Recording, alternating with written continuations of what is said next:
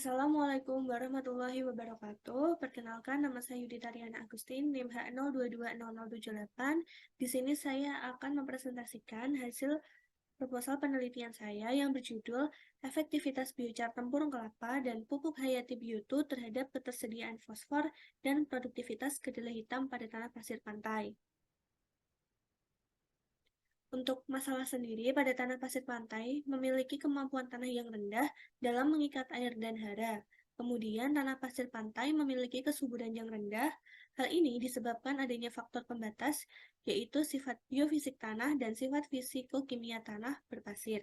Untuk solusinya sendiri, dapat memberikan bahan pembenah tanah seperti penambahan bahan organik tanah yang mampu meningkatkan kemampuan tanah pasir pantai dalam meningkatkan air dan hara yang mana itu sangat dibutuhkan oleh tanaman. Untuk penelitian sebelumnya dilakukan oleh Darmestawan et al. Pada tahun 2023 yang parameternya adalah N tersedia. Jadi pemberian biochar tempurung kelapa dan pupuk urin domba pada tanah pasir pantai dengan nilai N tersedia tertinggi terdapat pada perlakuan B2U2, di mana biochar tempurung kelapa diberikan dengan dosis 15 ton per hektar, serta U2-nya adalah urin domba dengan konsentrasi 200 ml. Kemudian hasilnya itu adalah 0,0624%. Sedangkan perlakuan dengan nilai N tersedia terendah terdapat pada perlakuan B0U0, yakni B0 tanpa biochar tempurung kelapa dan U0 tanpa urin domba, dengan nilai 0,0242%. Kemudian penelitian yang dilakukan oleh Khairunisha et al. Pada tahun 2017 terhadap P tersedia, pemberian pupuk kandang biochar plus kompos jerami dapat meningkatkan P tersedia ppm pada tanah pasir pantai, yakni sebesar 34,51 ppm dibandingkan dengan perlakuan kontrol, yakni hanya 11,97 ppm. Kemudian untuk gap novelty, dari kajian-kajian terdahulu masih belum ada kajian mengenai pengaplikasian biochar tempurung kelapa yang dimodifikasi dengan penambahan pupuk hayati biotu dalam meningkatkan ketersediaan P dan produktivitas kedelai hitam pada tanah pasir pantai, sehingga penelitian ini penting untuk dilakukan. Untuk tujuannya sendiri adalah menguji efektivitas dan mendapatkan formulasi dosis pemberian biochar, tempurung kelapa, dan pupuk hayati biotu dalam meningkatkan ketersediaan P dan produktivitas tanaman kedelai hitam pada tanah pasir pantai. Manfaat dari penelitian ini adalah dapat mengoptimalkan penggunaan lahan marginal yang awalnya tidak berpotensi menjadi lahan yang berpotensi untuk budidaya pertanian, khususnya pada tanaman kedelai hitam. Untuk waktu dan tempat, penelitian dilakukan mulai bulan Juni hingga November 2023. Untuk tempatnya sendiri berada di Laboratorium Pertanian UNS Jumantono Karanganyar. Kemudian tanah yang digunakan adalah tanah pasir pantai yang berasal dari Kabupaten Bantul. Untuk analisis tanah sendiri dilakukan di Laboratorium Kimia dan Kesuburan Tanah, Laboratorium Fisika dan Konservasi Tanah, serta Laboratorium Biologi dan Kesehatan Tanah Fakultas Pertanian UNS.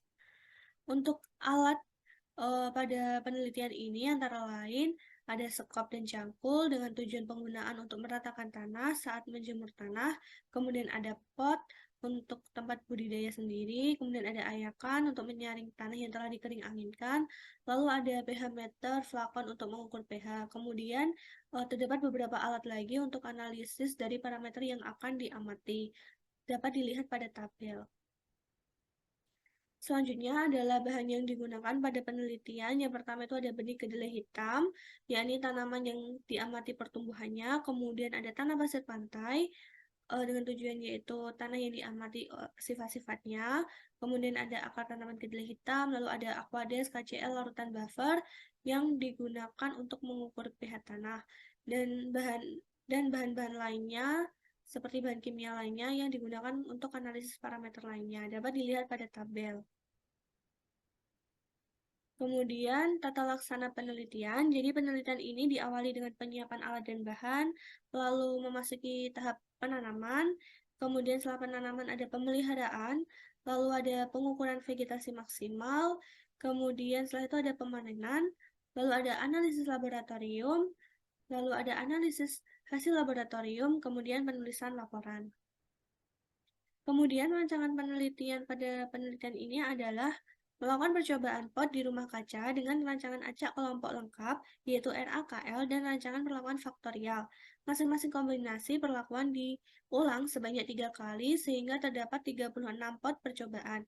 Untuk faktor pertama itu ada biochar tempurung kelapa dengan 4 dosis, yaitu ada 0 kg per hektar dengan simbol B0, lalu ada 200 kg per hektar dengan simbol B1, lalu ada 400 kg per hektar dengan simbol B2, dan 800 kg per hektar dengan simbol B3. Kemudian untuk faktorial kedua itu ada pupuk Hayati Bioto, terdapat 3 dosis, yaitu ada 0 ml per pot per minggu dengan simbol P1, lalu ada 5 ml per pot per minggu dengan simbol P2, dan 10 ml per pot per minggu dengan simbol P3. Lalu kemudian diletakkan pada satu petak dengan 3 blok, yakni dengan pengacakan menggunakan Excel. Saya menggunakan Excel untuk mengacak setiap bloknya. Kemudian ada parameter penelitian dan metode. Parameter utama antara lain ada P tersedia, lalu ada dengan metode Olsen, lalu ada tinggi tanaman dengan metode volumetri, dan ada berat segar dan berat kering berangkasan, lalu ada berat biji per tanaman, dan berat 1000 biji, serta berat pintil menggunakan metode gravimetri. Lalu untuk jumlah polong kosong, jumlah biji, dan jumlah pintil menggunakan metode pengukuran langsung atau manual. Selain ada parameter utama, terdapat juga parameter pendukung antara lain pH tanah dengan metode elektrometrik, lalu ada N tersedia menggunakan metode Rajendra Prasad, lalu ada K tertukar menggunakan metode penjenuhan NH4OAC1N, kemudian ada KTK tanah menggunakan metode penjenuhan NH4OAC1N, dan C organik menggunakan metode Wilkie-Black. Setelah itu adalah analisis data. Untuk analisis data sendiri itu terdapat 4, yaitu yang pertama ada ANOVA UGF, dengan tujuannya itu mengetahui pengaruh biochar dan bioto yang berpengaruh nyata terhadap P tersedia, N tersedia, K tertukar, KTK, pH tanah, C organik, produktivitas, serta hasil tanaman kedelai hitam. Kemudian setelah itu ada uji berjarak Duncan atas kepercayaan 95%, yakni dengan tujuan menguji lanjut setiap perlakuan dari B0P0 hingga B3P3 yang berpengaruh nyata terhadap P tersedia dan produktivitas kedelai hitam pada uji ANOVA sebelumnya.